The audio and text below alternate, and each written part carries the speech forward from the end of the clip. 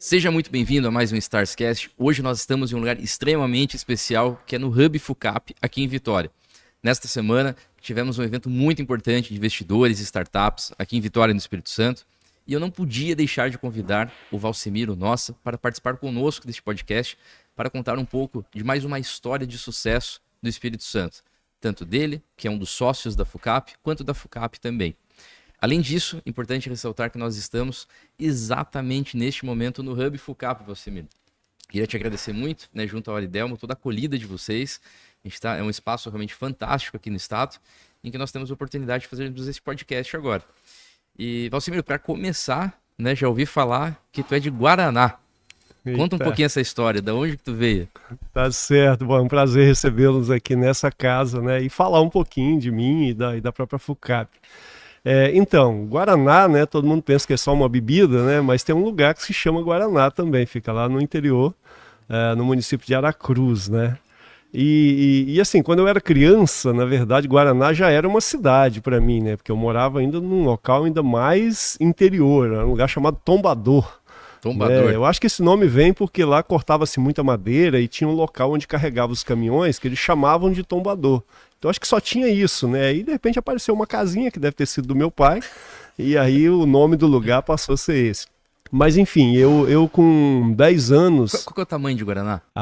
Hoje deve estar com 5 mil habitantes. Cresceu bastante. 5, 6 mil, é bem pequeno. Mas assim, na verdade eu acabei indo para Guaraná, fui morar com a minha tia com 10 anos de idade para poder estudar. Porque na verdade onde eu morava lá no Tombador, eu estudei até a 4ª série, depois não tinha mais escola lá. E eu acabei sendo um pouco prematuro, eu fui para a escola com 5 anos. Então quando eu completei 10, eu já fui para a 5ª série.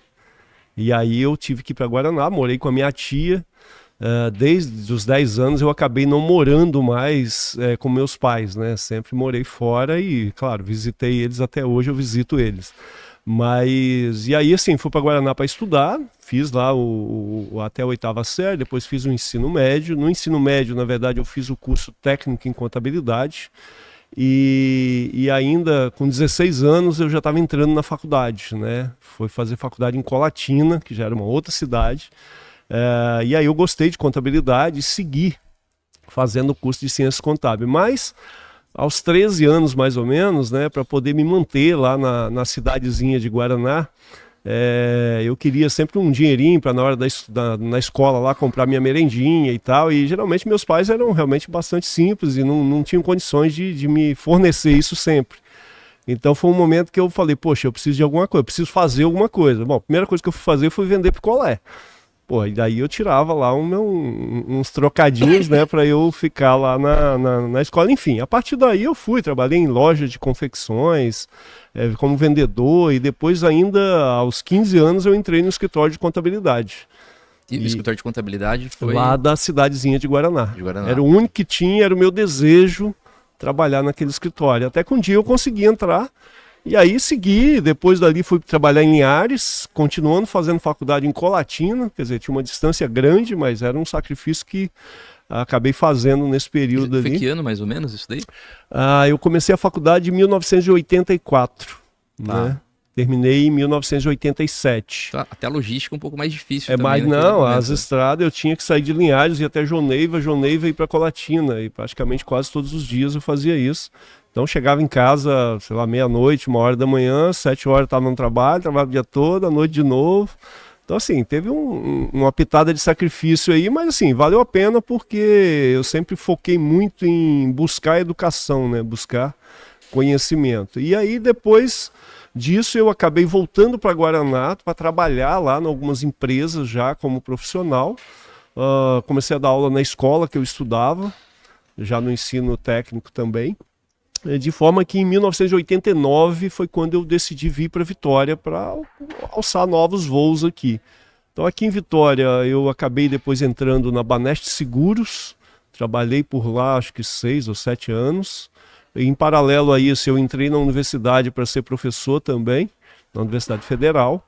Só que em 1995 eu tomei uma decisão que foi sair da empresa lá da Baneste Seguros e fui para São Paulo para fazer mestrado Aí em 96 fui fazer mestrado e depois em seguida engatei um doutorado. E aí no ano 2002 é que eu terminei meu doutorado. Mas no ano 2000, né, coincidentemente, o professor Aridelmo acabou sendo da minha turma de doutorado em São Paulo. Vocês se conheceram lá? Não, eu já o conhecia aqui, mas não tinha tanta intimidade, não era muito próximo, né? E lá na turma a gente realmente nos integramos e foi dali que surgiu a ideia de desenvolver um projeto aqui chamado FUCAP, né? Então tudo começou lá em São Paulo, dentro de uma salinha lá que a gente fazia os nossos rascunhos. E aí no ano 2000 é que nós fundamos aqui a FUCAP, né? Começamos de cara com um curso de mestrado profissional em Ciências Contábeis. Era uma demanda muito que existia, não só no Espírito Santo, mas no Brasil, né? A gente tinha poucos cursos nessa área. E é claro, começamos por ali, depois veio graduação, veio doutorado, veio outros já cursos. Era nessa região, nesse ambiente que a gente estava? Não era aqui. A gente ficava lá num bairro chamado Santa Lúcia, aqui em Vitória. Era um prédio de 2 andares, né? A gente ocupava o 2º andar em cima e tinha uma lojinha embaixo, que era a nossa secretaria. Era bem pequeno, né? Começamos com uma secretaria, 2 salas de aula, um laboratório. Era basicamente o que a gente tinha. E é claro, aí depois de 3 a 4 anos, nós mudamos para um outro local aqui no bairro de Jardim da Penha, que já era um pouco mais amplo. Mas rapidamente nós começamos a graduação, aí demandou um espaço maior. Foi quando nós viemos para cá, acho que foi 2005. É que a gente veio para esse local aqui, que não era esse ambiente aqui, era um ambiente bem diferente. E aos poucos nós fomos crescendo, acrescentando e tal, né? Esse ambiente do Hub aqui, ele nasceu agora em 2021, 2022, né? Durante a pandemia. E também vocês não cansam de inovar, né? Ontem estava me mostrando alguns projetos novos já do Hub aqui também, né? Já estão pesquisando algumas coisas. Né? Claro, eu acho que nessa área não, acho que toda empresa, né? Se ela para achando que já está tudo muito bem, ela automaticamente morre em seguida, né? Então, assim, você tem que estar sempre buscando coisas diferentes, coisas novas, coisas que são demandadas realmente para o público que você atende, né? Então a gente percebe que cada vez mais, né, principalmente na área de educação, tem havido aí uma mudança muito forte de perfil, né, até das pessoas que buscam educação, o formato das metodologias até de educação, o modelo de negócio, assim, tem mudado muito aí nos últimos tempos, principalmente impulsionado depois da pandemia, né? Então, eu acho que se a gente não segue, né, buscando essas inovações, buscando essas novas formas, né, de se apresentar, de realmente entregar,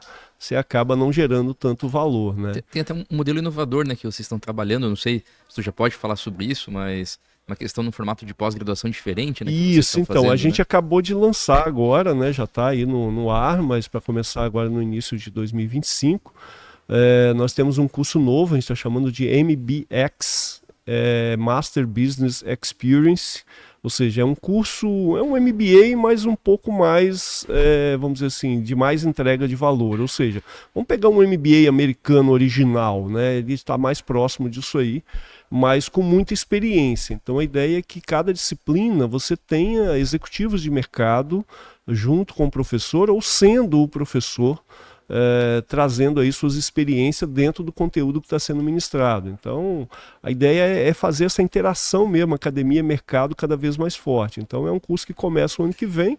Fora isso, a gente também, nós acabamos de formatar aí alguns cursos para executivo, para C-Level.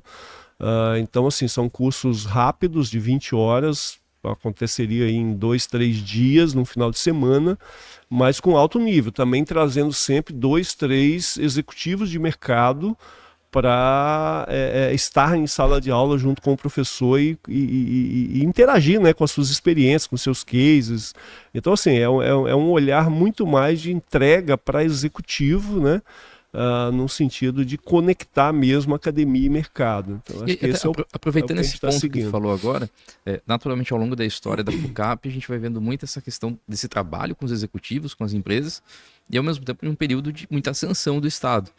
Como que tu tem enxergado os últimos 24 anos aí, né, do estado do Espírito Santo? O que tem acontecido? Qual que tem sido a tua percepção com relação à evolução? Então, eu acho que a FUCAP nasceu lá no ano 2000, num período muito crítico aqui do estado do Espírito Santo, né? A gente tinha muitos problemas institucionais aqui no estado. Você pegava a própria Assembleia Legislativa, quer dizer, o principal... o presidente da Assembleia lá era uma pessoa envolvida aí com uma série de coisas ilícitas.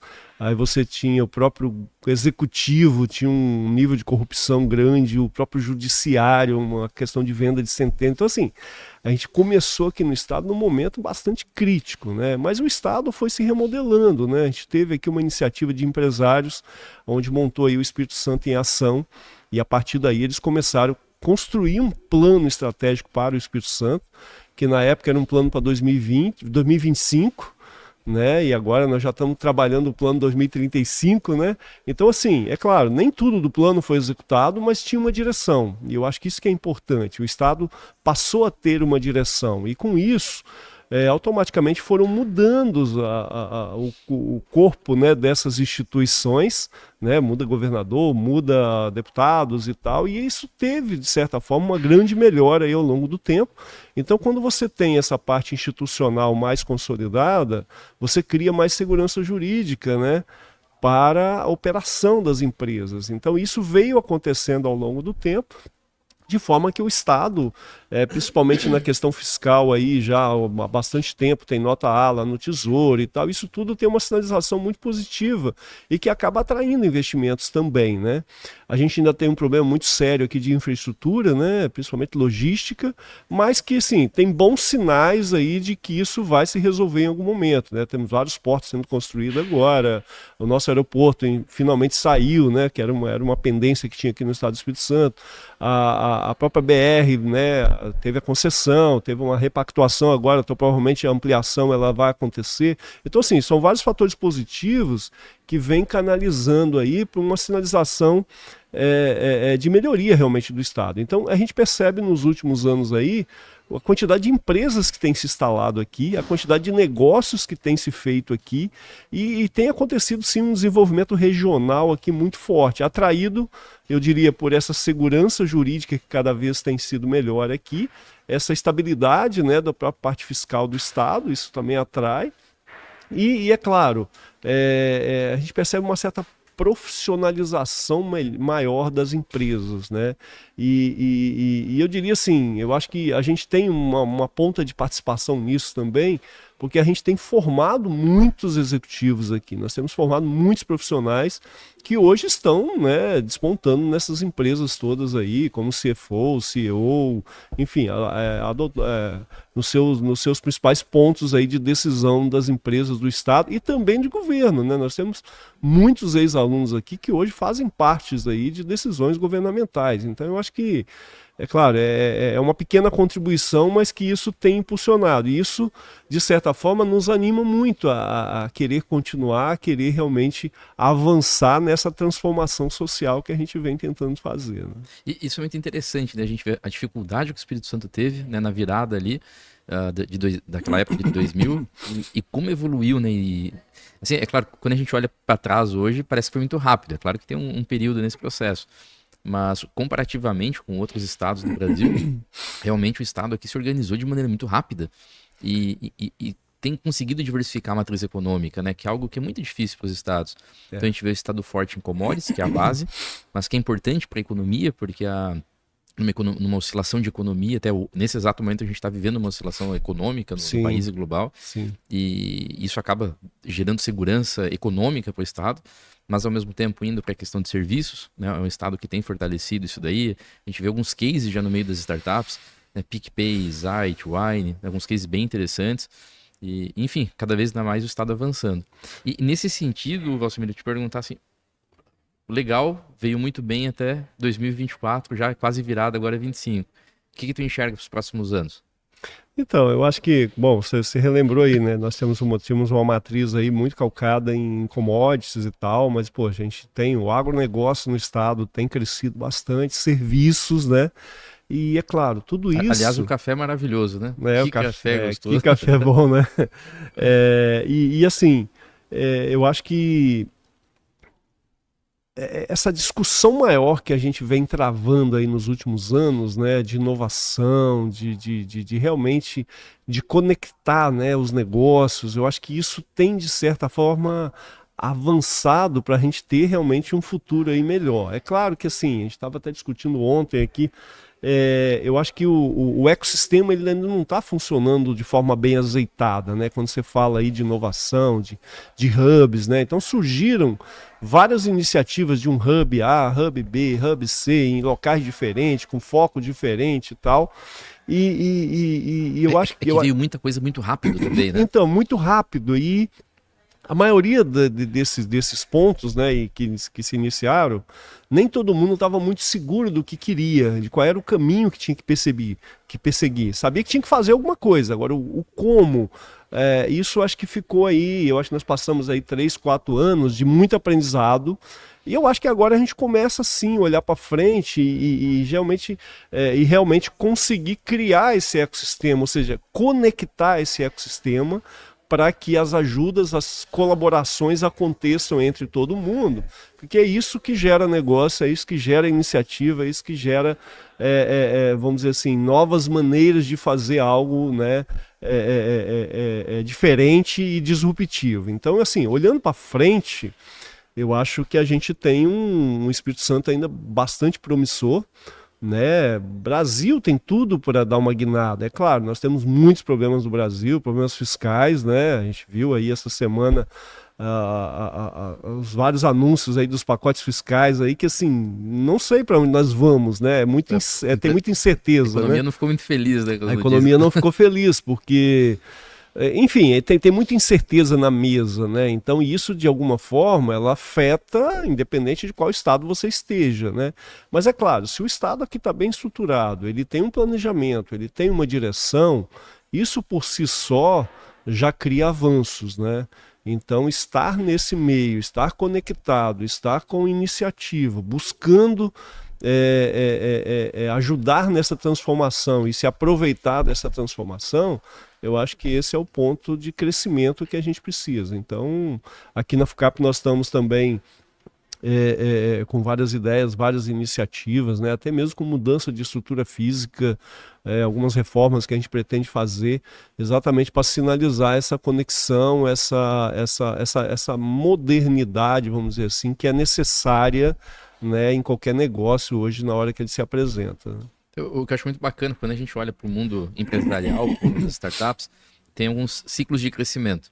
E um dos primeiros que a gente chama ali do mundo das startups é o MVP, né? O produto mínimo viável. Sim. E depois que se cria o MVP, normalmente as pessoas associam errado, achando que o MVP está relacionado ao produto. Sim. Mas na verdade o MVP está relacionado a todo o negócio no processo. Todo negócio. E quando a gente olha nesse aspecto do Estado, é como se a gente tivesse delineado muito bem o MVP nesses últimos 25 anos, e agora o Estado está pronto para escalar.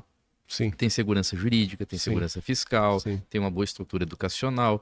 Então, ele fica pronto para receber investimentos, para receber negócios. Ele gera esse colchão de estrutura, né, que é fundamental realmente para os negócios, no caso das startups, ir no próximo nível.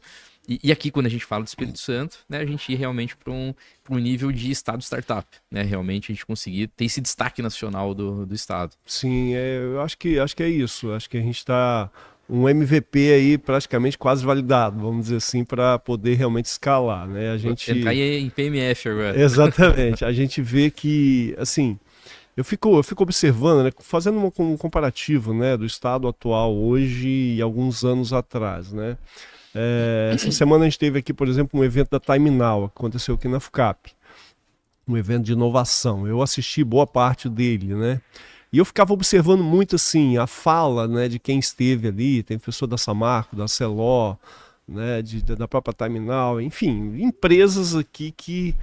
E aí você vai vendo assim um grau de maturidade até das falas, que às vezes você não via isso lá atrás, em termos de inovação, né? Então, assim, eu estou dando um exemplo aqui, mas tem vários casos desses que você vê as empresas hoje se colocando, se mostrando no que está fazendo, buscando coisa nova.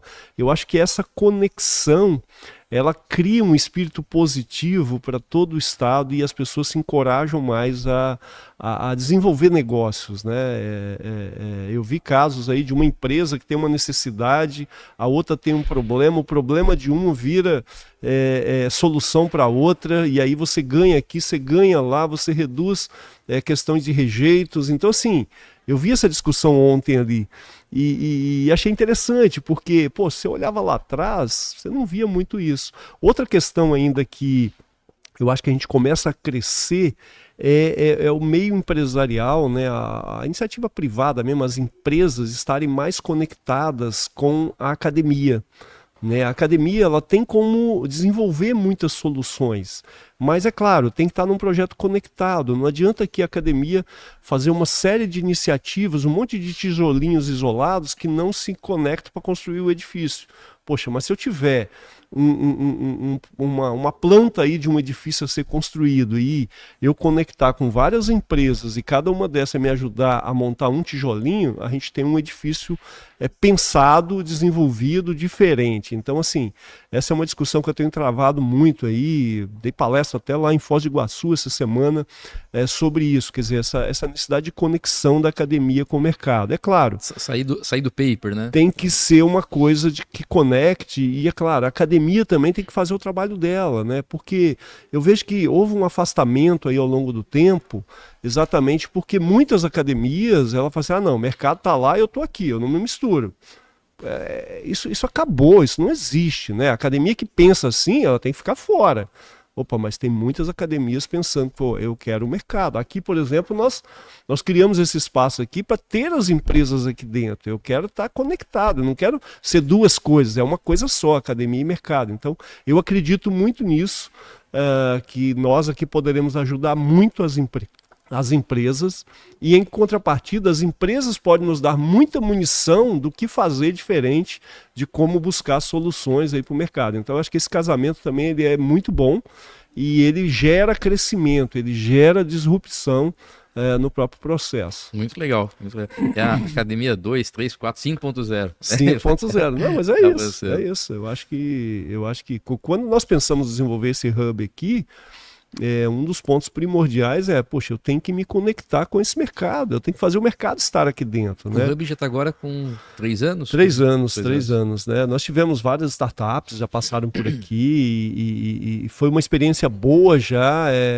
vamos dizer assim, tivemos muitos erros, mas tivemos muitos acertos, né? De conectar, quer dizer, eu tenho um desafio aqui de uma startup, eu tenho um desafio de uma empresa. Eu mapeio esse desafio, isso vai lá para a minha sala de aula, isso vai vincular para uma disciplina, vai vincular com um professor, ou com mais de uma turma, ou com mais de um curso, e dali tem que trazer soluções. Então isso aconteceu aí nesses 3 anos, de forma bastante experimental aqui, que era uma metodologia que nós criamos, e deu muito certo, assim, os alunos, eles percebem o aprendizado que eles passam a ter, porque eles estão vivenciando um caso real. Não é um caso fictício. Então, a partir do momento que você vivencia um caso real e busca uma solução de fato, você tem que estudar, você tem que correr atrás daquilo ali para entregar uma solução. E é claro, são vários times. A gente tem plano de incentivo, o time vencedor ganha aí uma série de... E a vantagem é que o próprio aluno ele já sai para o mercado depois com uma outra cabeça. Exatamente. Né? E uma coisa interessante, assim... A cada desafio que a gente pega lá de uma empresa do mercado que vem para cá e é devolvido uma solução, pode não ser a melhor solução, mas tem pontos de partida para que a empresa possa a partir daí desenvolver. Boa parte dela leva esses alunos junto. Né? Na hora que ela pega a solução, ela traz o aluno junto, para ele ajudar a desenvolver lá. Então eu acho que é um ganha-ganha que a gente tem aí para a empresa, para a escola, para o aluno, né? Sociedade de forma geral. Uma coisa que particularmente eu senti muito, eu estava falando com um amigo sobre isso, inclusive. Eu fiz 2 boas instituições, né? Eu fiz economia na USP, administração na GV, e uma coisa que eu percebo, para mim pelo menos, né, enquanto profissional, 2 coisas eu senti falta de aprender na universidade. Isso eu estou falando coisa de 16 para 20 anos atrás, né, que foi a época de formação ali. Uma questão de vendas, eu não aprendi a vender. Como é que vende? Né? Tu te torna um profissional, como é que tu te insere no mercado? O que a gente aprende é fazer um LinkedIn bonito, entregar um bom currículo e meio que ser valorizado por quem está contratando. Mas como se vender? Como é que faz o pitch, né? Como faz o pitch? Isso não aprendi. Isso que eu estava no meio bem business school, né, da GVL naquele momento. E outra coisa também que eu sinto muita falta é a questão de aprender a identificar problema. A gente aprende, tô falando coisa de realidade, 15, 20 anos, mas acho que não deve ter mudado tanto no meio acadêmico como um todo. Mas a gente aprende muito bem a fazer análise e entregar solução. Só que o problema é que antes de entregar a solução, alguém tem que mapear o problema. Exatamente. Então, se você não aprende a fazer um mapeamento de problema, aí é difícil. Então, são duas coisas que, quando eu aprendi na minha vida profissional, virou a chave e aí eu comecei a decolar profissionalmente. Mas foi por causa dessas duas coisas que fez uma diferença grande. E é incrível que você está falando aí de mapear problema para achar a solução, né? E aí, assim, fazendo um paralelo, quando a gente faz pesquisa, é a mesma coisa. Se eu mapeei bem o que eu quero pesquisar, qual é o problema que eu estou querendo resolver, eu faço uma boa entrega no final. Se eu não mapeei bem isso aqui, eu não consigo entregar bem.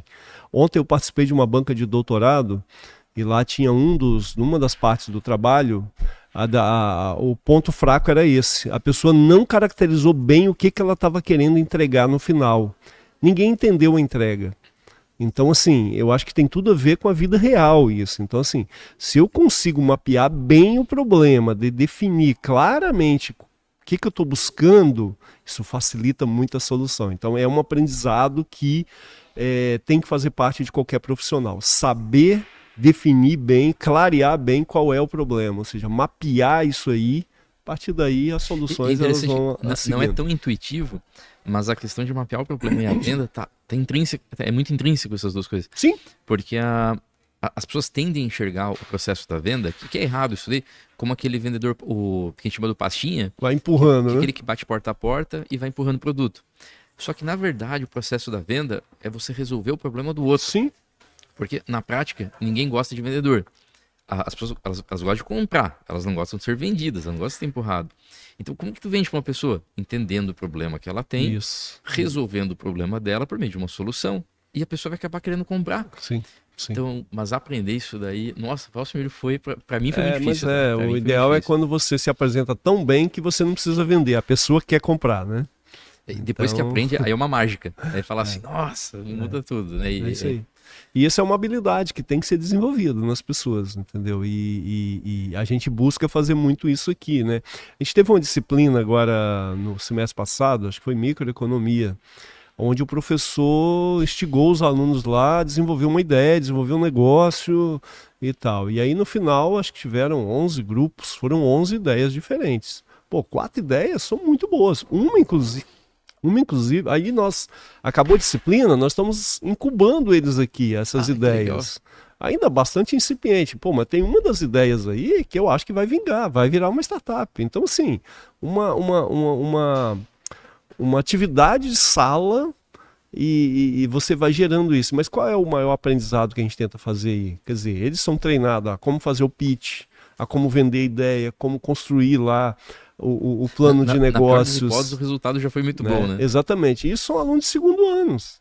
Então, assim, até chegar na ponta final, olha, grandes possibilidades que eles têm ainda de construir isso em outras disciplinas. E, é claro, desenvolver isso aqui dentro do próprio Hub, né? É um braço que a gente está criando aí. Muito legal e parabéns pelo que vocês estão fazendo mesmo. Então, Valcimiro, aproveitando, para a gente poder ir encaminhando para o nosso final do Starscast aqui, qual a relação Valcimiro e Stars?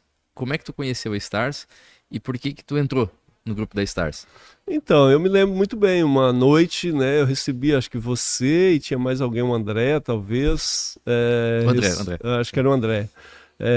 Me apresentou a ideia, né, do que era Stars. Estava formando aí um grupo de pessoas, né, para formatar uma empresa investidora, né, e a partir daí a gente captaria outros investidores para formar aí um fundo e a partir daí escolher bons negócios, boas startups para poder fazer o investimento. Bom, naquele momento eu olhei e falei, pô, achei a ideia boa. Eu tinha intenção sim de aos poucos investir num negócio A, negócio B, quer dizer, não tenho muito dinheiro, mas um pouquinho que a gente poupou, daria para fazer esses investimentos. Mas qual era o grande problema? Poxa, se eu tiver que parar para escolher a empresa, né? Ir lá, analisar tudo e, pô, eu vou investir em uma. Poxa, ficava sempre inseguro com isso, né? Não era uma prática que eu tinha ainda. Então, quando eu vi a Star, falei, poxa, a Star tem um pool de pessoas bem qualificadas, vai ter um fundo, e aí vai ter toda uma expertise aqui para escolher negócios, né? Então, poxa, vai ter editais, vai abrir, as startups vão se inscrever, a partir daí nós vamos escolher em quem vai ser colocado aquele recurso. Então, assim, eu achei a ideia brilhante, porque você pulveriza o risco, né? Na onde você está colocando, e você tem aí a expertise de muita gente olhando o negócio. Então, pô, gostei. Aí foi quando eu decidi entrar na época, né? E é claro, passados aí, 2, 3 anos praticamente, né? Passa rápido, né? Faz 3 anos já. 3 anos, né? 3 anos. Então, passado aí 3 anos, a gente vai vendo os resultados que estão sendo colhidos, né? As empresas que foram escolhidas, de certa forma, performando, né? Ainda muito numa média, mas algumas já querendo despontar. Então, quer dizer, tudo isso eu acho que traz uma credibilidade para o negócio, trouxe realmente uma reputação daquilo que está sendo feito, né? Então, eu incentivei muita gente a entrar também depois como investidores, né? Algo nesse sentido. E tem uma curiosidade específica que eu acho que cabe até pela tua formação e pela tua bagagem, né? Como é um mundo muito diferente, muita gente não conhece esse mundo de inovação, naturalmente existe uma certa barreira, né? Porque, Sim. Poxa, eu vou colocar dinheiro num negócio que eu não sei o que vai acontecer, de empresas que estão começando, que falam aí que valem milhões, mas ainda estão no começo de faturamento, e eu não sei exatamente o que vão fazer com o meu dinheiro, eu não sei se eu vou ver a cor do dinheiro de novo. Enfim, qual que foi a tua leitura ao longo do processo, tanto como conselheiro, né, como investidor, com relação ao processo de transparência, de gestão mesmo? Sim, O que tu sentiu ao longo desses 3 anos? Então, eu acho que assim, aliás, já até copiei alguns dos relatórios lá para outros negócios meus, né? Ai, que legal, que satisfação. Assim, a gente viu que desde lá do começo, pô, tem uma prestação de contas, né? Periodicamente vocês fazem reuniões, apresentam lá os números de cada uma, como é que está cada uma. Tivemos possibilidade de fazer reuniões direto com essas empresas. Então, assim, acho que tudo isso vai de fato gerando aí uma confiança cada vez maior, né? Porque não é aquele negócio que eu botei o dinheiro lá, nem sei como está a empresa. Não, a gente tem um acompanhamento, né? E é claro, o recurso aportado por cada pessoa não foi nada tão vultuoso, né? Naquele primeiro momento, né? Acho que cada um aportou aí 50 mil reais parcelado, né? Então, assim, é algo bem factível. Eu lembro que quando eu ia indicar pessoas, né? Pô, faz um investimento lá e tal. O argumento que eu adotava era o seguinte: olha, é um investimento de risco. Então, assim, o que eu te falo? Não, que a pessoa vai dizer, pô, mas eu vou botar o dinheiro lá, vai dar? Cara, é risco. Então faz o seguinte, os investidores parcelaram aí em 30 e poucas vezes, eu acho que foi, então dava um valor de 1.000 e poucos por mês, né? O que eu colocava esses 1.000 e pouco por mês que você está aportando lá, se você perder tudo, isso muda a sua vida, você vai ficar mais pobre, você vai ficar decepcionado. Se for, não entra. Agora, se esse 1.000 e pouco chegar no final deu tudo errado, você perdeu tudo, então eu continuo sobrevivendo normal, faça. Porque certamente você não vai perder, né, tudo, mas você pode ganhar muito aí. Mas é risco, risco e retorno tem... Né? Além do potencial questão financeiro, toda a questão de relacionamento, né, de networking, de negócio, a questão do aprendizado, de inserção nesse mundo. Esse foi outro fator também importante, né? Quer dizer, por estar nesse grupo, quer dizer, muitas pessoas eu já me relacionava, mas assim, tive a possibilidade de me relacionar aí com outros grandes empresários aqui do estado, que eu não tinha acesso ainda. E por estar no mesmo grupo, a gente começa a ter uma relação mais próxima, e isso gera network, isso gera negócio, isso gera conhecimento. Então eu acho que isso potencializa. Então muitas pessoas que entraram, às vezes não estavam nesse meio totalmente e passaram a estar. Então, assim, o evento que vocês fizeram aqui essa semana, eu acabei não conseguindo participar, que eu estava viajando, mas já tive bons feedbacks aí de pessoas que vieram e foi, pô, tive contato com fulano, com ciclano, poxa. Isso é network, né? Isso é um ativo, né, que você vai construindo, né, com esses relacionamentos. Então eu acho que tem... E uma coisa particular que eu gosto bastante é que, justamente por conta da temática que a gente trabalha, a questão de inovação, novas tecnologias, tendências econômicas, financeiras, questão inteligência artificial, enfim, tudo isso daí que a gente trabalha, acaba também enriquecendo as conversas das pessoas, né? Porque não fica aquela conversa do dia a dia, né? Ah, vai chover, o que vai acontecer, como é que tá indo? Mas a gente dá uma robustez, né, para esse relacionamento. Eu acho que eu lembro que cada reunião que vocês fazem lá apresentando resultados, né? Eu mesmo lá no começo já me peguei na hora indo pro Google, pois falaram uma palavra aí que eu não tenho ideia do que é, já vou lá pesquisar. É isso, legal e tal. Algumas a gente pergunta, enfim. Eu acho que o conhecimento ele é gerado aí também, entendeu? A própria linguagem desse meio, né, quando você começa a participar, começa a discutir, você vai cada vez mais se inteirando, né, dos termos, que são... Esse termo, essa parte de startup, são muitos termos novos, muitos deles em inglês, né? Então as pessoas, às vezes, que não estão nesse meio, não têm ideia do que você está falando, né? Então... E para aquilo que vocês fazem no dia a dia da FUCAP, né? Tanto com relação ao Hub, quanto com relação aos modelos de negócios de vocês, o que a questão do grupo contribuiu para vocês? Então, eu acho que né, nessa linha, né, em termos aliás, o próprio Hub aqui também tem uma cota lá, né? Sim, na Star, né? Então eu também represento lá. Eu acho que essa interação, né, que a gente foi tendo aí entre pessoas, sabendo que a FUCAP também está participando, isso de certa forma, né, trouxe alguma credibilidade também para a própria Star, mas dizer que está na Star hoje, você tá lá, lá é um grupo, um grupo de peso, né, que tem lá dos vários sócios aí, os vários investidores. Então, assim, eu acho que participar disso sempre, trazer esse conhecimento aqui para dentro também, eu acho que é importante, né? E boa parte das reuniões de vocês aconteceram aqui também. Sim. Então isso gera aí inclusive dessa semana também. Gera aí uma interação, uma visibilidade que isso certamente enriquece aí todo o processo, né? E para finalizar desse bloco, né, desse ponto, depois desses 3 anos, né, a gente fez algumas reuniões de prestação de contas, de avanço ali, e eu e o André, a gente trouxe a ideia para o grupo de expandir a Stars Vitória para a Stars Espírito Santo. Isso. E foi unanimidade dentro do conselho essa expansão. Por conta disso, teve a questão de aumento de valores, dos aportes, dos investimentos, até porque a gente está com um ciclo muito mais maduro, né, nesse processo. Sim. E você foi uma das pessoas que topou, né, em prosseguir, né, junto para a Stars Espírito Santo. Por quê? Por que você vai para esse novo ciclo? Então, eu acho que esses 3 anos foi um bom aprendizado, né? Se há 3 anos atrás eu entrei sem ter noção do que seria, de fato, né? Agora não, agora tem noção de que, foram 3 anos aí que as coisas avançaram, as coisas realmente tiveram bons resultados, e isso foi restrito aqui a Vitória, né? A grande Vitória. Agora, se tem a oportunidade da gente fazer isso no estado como um todo, ou seja, trazer investidores aí do estado como um todo, eu acho que tem muitos potenciais aí no estado, tem muitos negócios que podem estar inseridos, ou seja, aumenta essa rede, aumenta esse leque, né, de possibilidade de network. Dá para chegar em Guaraná, então? Dá para passar em Guaraná. Aliás, já tô vendo lá 2 ou 3 pessoas para indicar e depois. Ah, legal. São pessoas que, de certa forma, gostam de participar disso, entendeu? Eu cresci em cidade pequena também, né? Eu cresci numa cidade de 20 mil habitantes em São Paulo, então eu gosto particularmente bastante. Sim. Então, assim, eu acho que estar nesse novo negócio agora, na Star Espírito Santo, né? Eu acho que é quase que automático, porque, se eu entrei lá atrás, não tinha noção do que seria, né? Mas apostei, arrisquei e tá dando certo, já tem um grande aprendizado, e não é só daqui de Vitória, vocês têm lá no Sul também, né? Tem todo um aprendizado lá da Star, lá do Sul. Então, assim, eu acho que esse aprendizado acumulado aí, eu acho que traz muita credibilidade, né, em termos de prosseguir aí com um negócio maior agora, né? Então, não poderia estar de fora, não. Maravilha.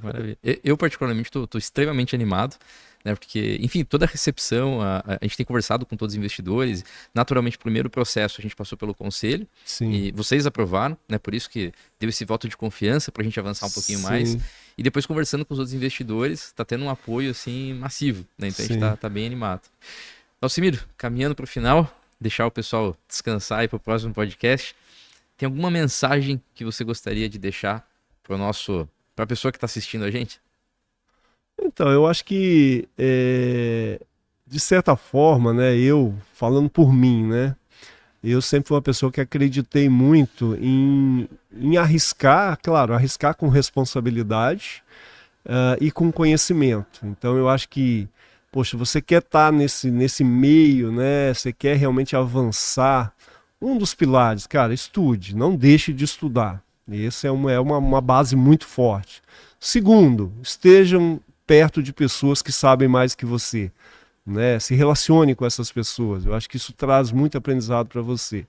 E terceiro, é claro, você não pode ter medo de arriscar de vez em quando, mas novamente, arriscar com responsabilidade. Você tem que ver o tamanho da sua perna, né? Opa, se eu arriscar isso aqui e perder, isso vai mudar totalmente minha vida para baixo? Cara, não faz.